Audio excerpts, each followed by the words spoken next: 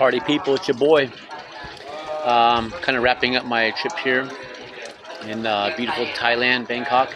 And I'm gonna bring you part two of my tips, my tips, not your tips. Just enough to bring you the tip and give you the tip. You know what I mean? You know what I mean? So, all right, just the tips. So, this is part two. Maybe if you haven't seen part one, you go ahead and rewind. If you'll see Bangkok Files tips.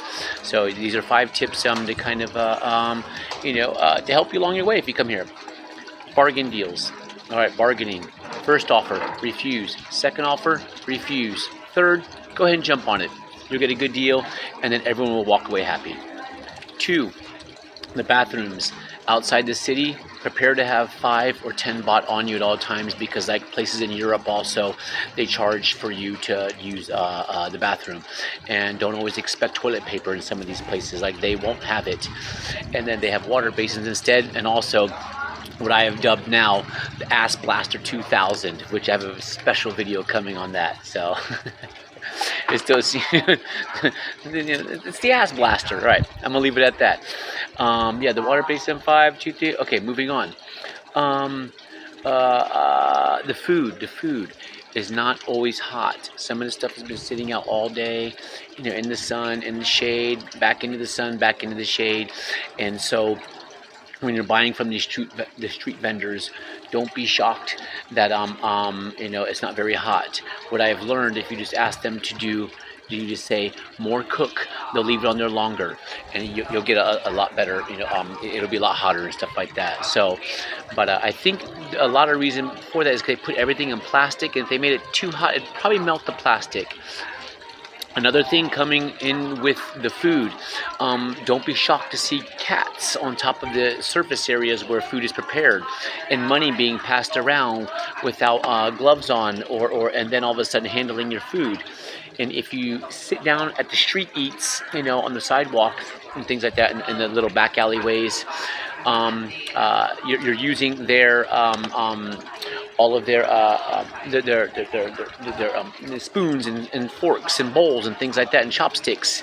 Don't be shocked to see that all being gathered and then put into a 5-gallon paint bucket and washed there and rinsed right there on the sidewalk, which that means no hot water.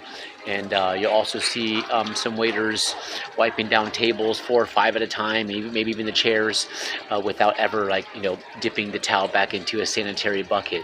If that stuff freaks you out, then just go to a restaurant and you won't have to worry about it as much, and forget the whole food street nightlife thing, because you won't be able to handle it. Yeah, I wanted to put that on there. Oh yeah, the food's not always hot and the beer is not always cold.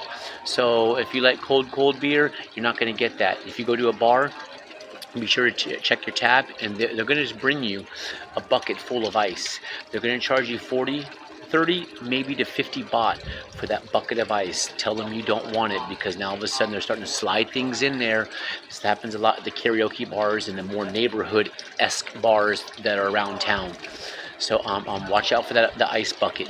Just drink it as is, unless you're super loaded. Okay, fine, take the ice. It's fine. Moving on. That was the food thing. Okay, I already said the cats and cleanliness. Okay, the fly boys and hype boys. The hype boys, fly boys, hype girls, the hype ladies. So these are the people who are standing outside stores and tailor shops and souvenir shops. They hold your hand, they get to know you, which, by the way, they all have a very strong grip. Maybe it's all the massaging that they do over here. And they're going to ask questions about you, where you're from, and kind of get to know you a little bit. And if you decide to walk these same avenues over and over, they will remember you, which is kind of nice. Everyone wants to kind of be remembered a little bit, but they're just doing their job, and so entertain them for a little bit. But if you're not interested, just politely walk away.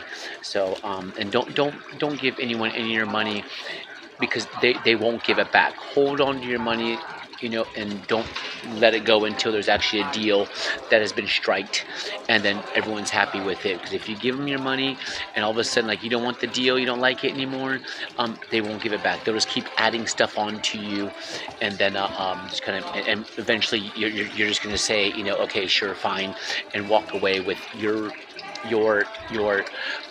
merchandise, your souvenirs, and they're going to take your money. So I hope this helps out a whole bunch.